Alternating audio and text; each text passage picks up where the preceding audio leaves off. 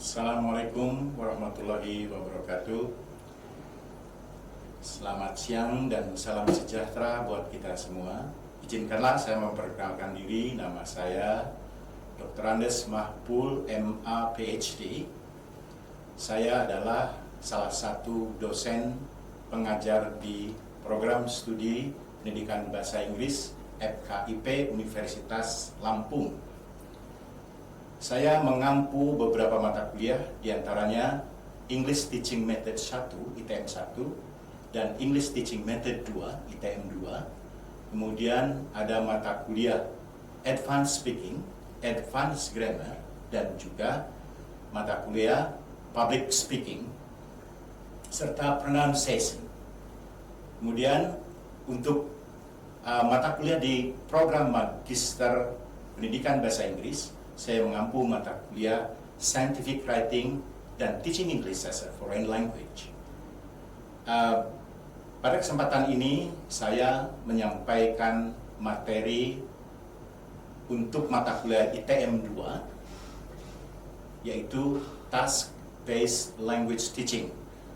Tujuan capaian mata kuliah dari Task-Based Language Teaching adalah, satu, bahwa mahasiswa memiliki pengetahuan tentang prinsip-prinsip dasar dari task-based language teaching.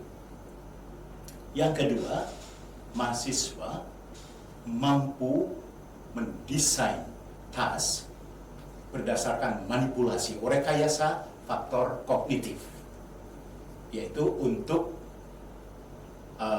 learners atau kelas pemula dan juga task untuk kelas level advance atau higher levels. Kemudian selanjutnya, tujuan mata kuliah ini, capaian mata kuliah ini adalah bahwa mahasiswa mampu mendemonstrasikan atau mengimplementasikan atau mempraktekkan mengajar task berdasarkan metodologi dari task tadi. Ada pre-task, during task, dan post-task. Itulah yang bisa saya sampaikan. Assalamualaikum warahmatullahi wabarakatuh. Assalamualaikum warahmatullahi wabarakatuh. Waalaikumsalam warahmatullahi wabarakatuh. Good afternoon, students. Good afternoon, sir. How have you been this afternoon? Great. Thanks.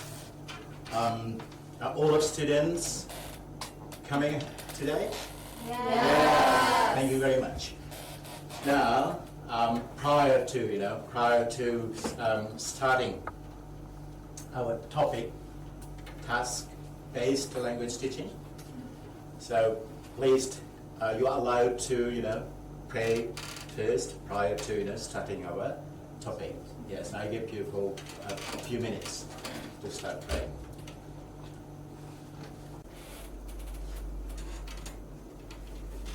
Finish? Okay, thank you very much. Task-based language teaching. Okay, first, I will have to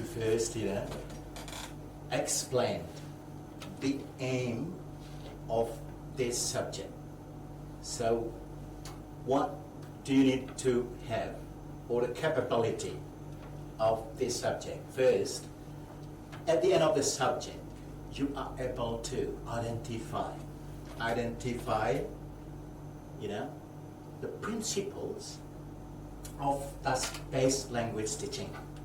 And the second one, you are able to design, that's the most important thing for you to do, you are able to design task models, particularly for low levels. And the third one, you are able to design task which is particularly manipulated along the cognitive factors, the so-called task complexity for higher levels. And the last, you are able to perform what you have designed, Clear? Yes. Okay, thank you very much. Now let's start. Our topic is task-based language teaching. Do you think that it is new terms or new topic for you? Yes. Is it the first time? Yes. Thank you very much. Okay, task-based language teaching.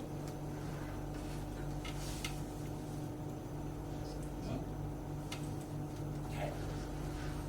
So task-based language teaching is also known as TBLT, or also known as TBLL, task-based language learning or task-based language instruction. So the three terms, TBLT, TBLL, and TBLE,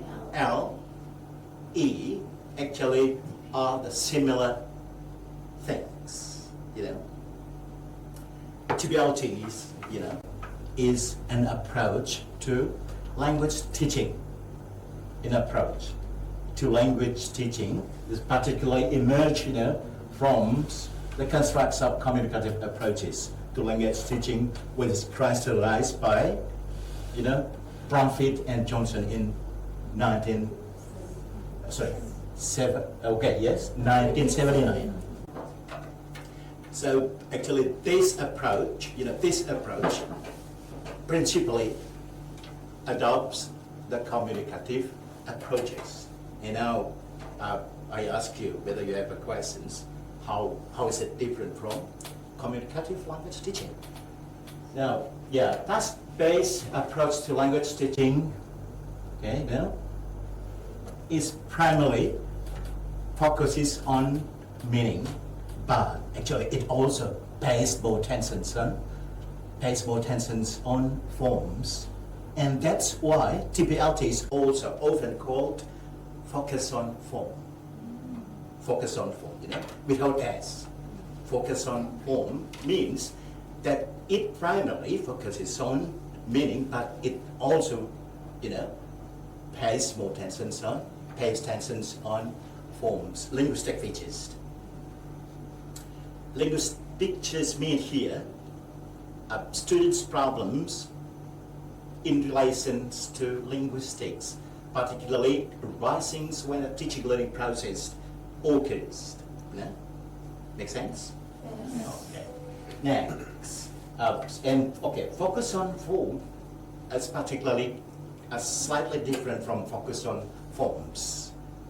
With S, focus on forms means the teaching learning process is paying solely attention on discrete learning, explaining the features of grammar, like that subject, it should be verb, and subject-verb agreements. So that's what we call focus on forms. While TBLT focus on Form. Do you know the difference between focus on form and focus on forms? Yes. Yes or no? Yes. Okay, thank you very much.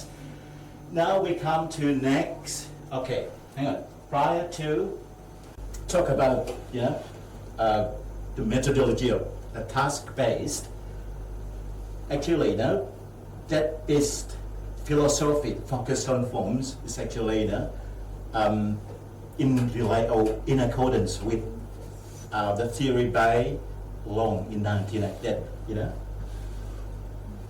Hang on. Learning language.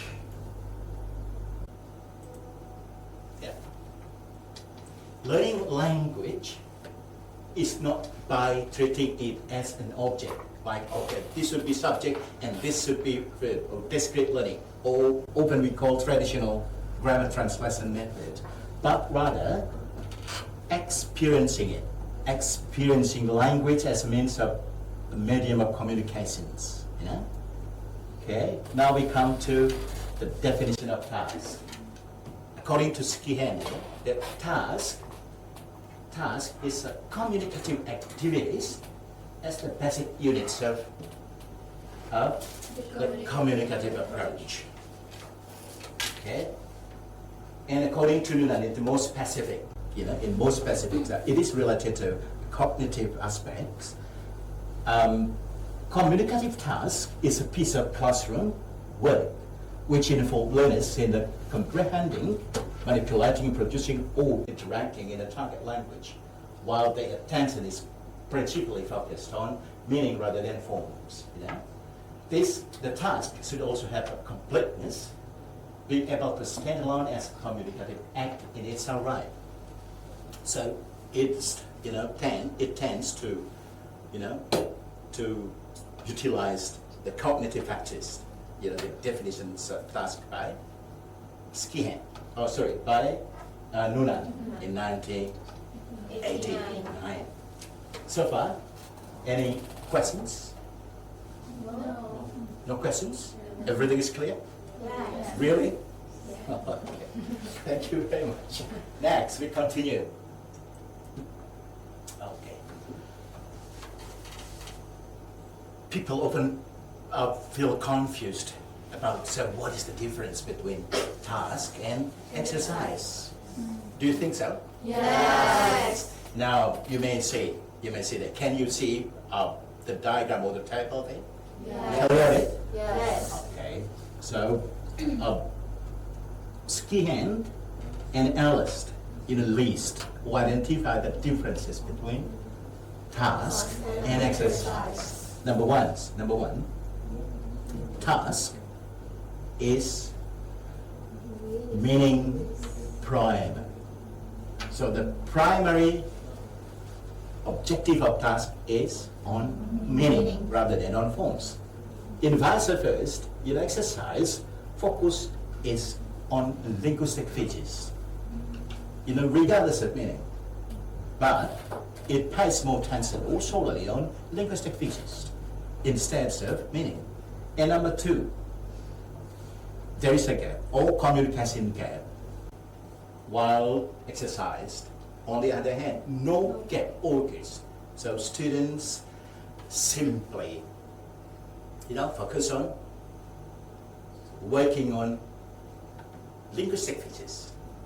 And then number three, there is relationship, or learners rely on resources to complete tasks, or comparable to real life, reflecting real life activities. So the activities of teaching and learning reflects real life activities. Clear? Yes. Okay. While exercise, the primary focus is on linguistic, using language with grammatically correct and syntactical lexes. Yes. Now so far it's clear. Yes. Okay. And now we are going to how to design tasks. That is, the most important thing for you to do. And number five, the assessment is in terms of outcome, while for exercise, the assessment is in terms of correct use of language. So, any questions? Yeah, you're allowed to. You're allowed to have questions whatsoever. Yeah, okay. Sounds good. Okay, sir. My question is, so what's the difference between communicative English teaching and task-based learning? Okay, very good questions. Who knows? Any students knows the difference? In the previous meeting, we talked about communicative language teaching, Yes. and now in the ninth week of our meetings, we are talking about task-based.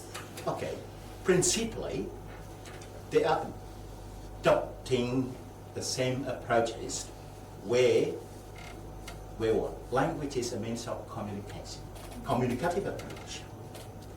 But task-based is more specific in that task is the main instruments of learning. Task is as a means of learning. Yeah. So that's more specific. But actually, both the approaches adopt a similar things, communicative approach. The difference is more specific. So when we are learning through task-based language teaching, the students are always provided with tasks. It's quite different from communicative language teaching. Sometimes could be similar. Clear? Clear. Thank you, sir. Okay, what else? No one. Okay, we continue. If no more questions, now, call next.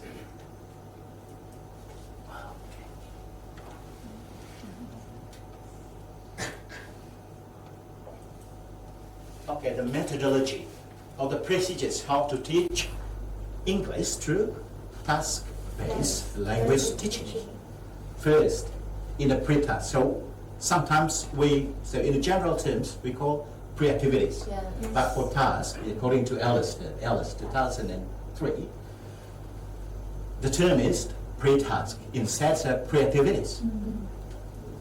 And in a pre-task, a teacher can ask students to have a planning time or doing a similar task. You know?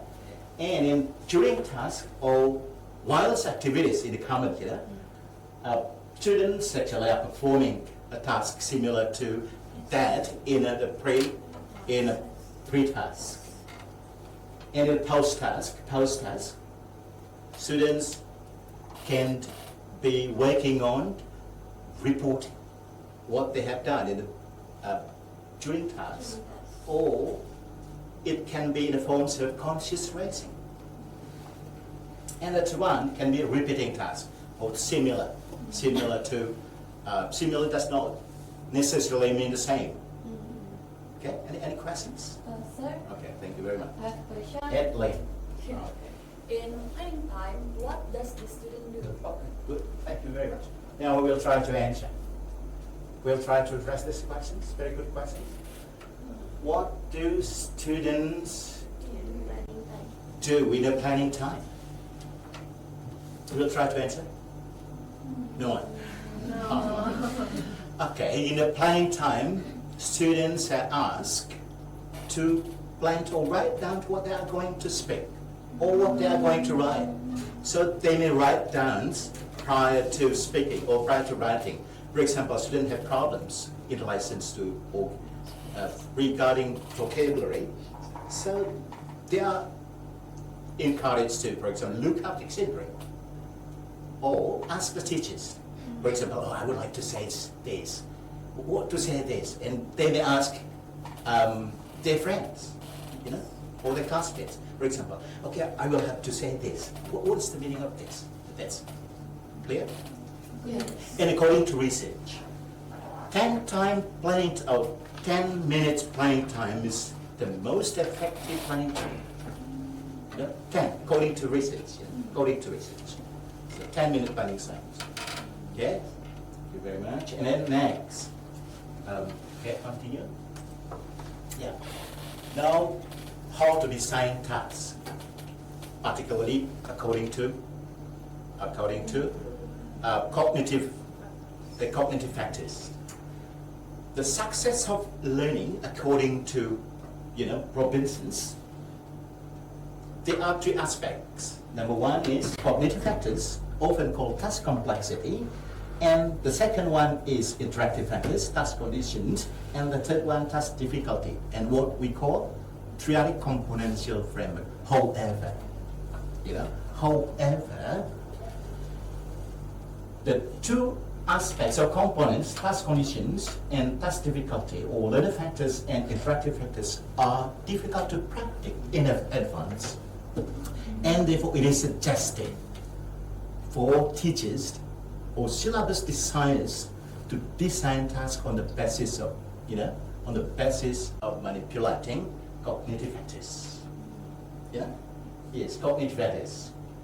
So in our head or in our brains, there are two dimensions of cognitive factors. First dimensions is called the resource directing. The second one is the resource depleting. And the resource directing includes three aspects. Aspect number one, many or few elements. Number two, present and past tense. And the third one, listening or no listening demands. While resource depleting, planning time, prior knowledge, and what else? Single task. When the task is made simple means, for example, simple means only few elements to discuss. And then students are talking about simple present tense. And what else? Students are no need of reasoning demands. According to the cognitive theories, when students, on the other hand, when the students are to give reasons and talk about a lot of things and talking about what happens in the past, it needs more cognitive engagement, cognitively more demanding. On the other hand, the resource directing aspects or dimension direct learners to pay more attention or to focus on linguistics. So when, according to theories, when the task is made complex for resource directing, so their language, their linguistic performance or their language production should be more complex, syntactically or lexically, and the language is also should be more accurate, but not fluent. On the other hand, when you need to teach your student or ask your student to be fluent in speaking or in writing, so make the task simple. Simple, particularly for, task complexity, the resource directing dimensions. On the other hand, our next dimension is resource depleting. This short-term dimension does not direct students to pay more attention on linguistics, but it rather, makes students easier to perform tasks. So when the task is provided with time, for example, and students know the background, so they're talking about when they are writing about it. And for example, when the task is single, no double, so it will be easier for students to perform the task. Okay? Yeah, thank you very much. And the last now, example. Here is an example of simple task. Means, that the students only discuss 2 types of BlackBerry, for example. So it is simple, only few elements, and students know reasons, and they have backgrounds, knowledge about this. And the last, complex one. Okay. For example, students will have to discuss or compare and giving reasons of the 6 types of BlackBerries. Okay, clear so far? Yes. Okay, thank you very much. And I would like to make a conclusions about task-based language teaching. It is an approach to language teaching which primarily focuses on meaning, but it also pay attention on form. So what we call this? Focus on form, not focus on forms. And in designing tasks, we can modify or design tasks according to the manipulations of our cognitive factors. Cognitive factors, there are 2 cognitive dimensional factors: the resource directing and the resource depleting. The resource directing can be manipulated to direct students to pay more attention on linguistics. On the other hand, the resource dispersing, the resource dispersing dimensions do not direct learners to linguistics. Clear? Clear. Okay, thank you very much for your attention, and see you next week. And you are to work on, to design a task based on the cognitive factors. Right. Okay, Assalamualaikum warahmatullahi wabarakatuh. Waalaikumsalam warahmatullahi wabarakatuh. See you next week.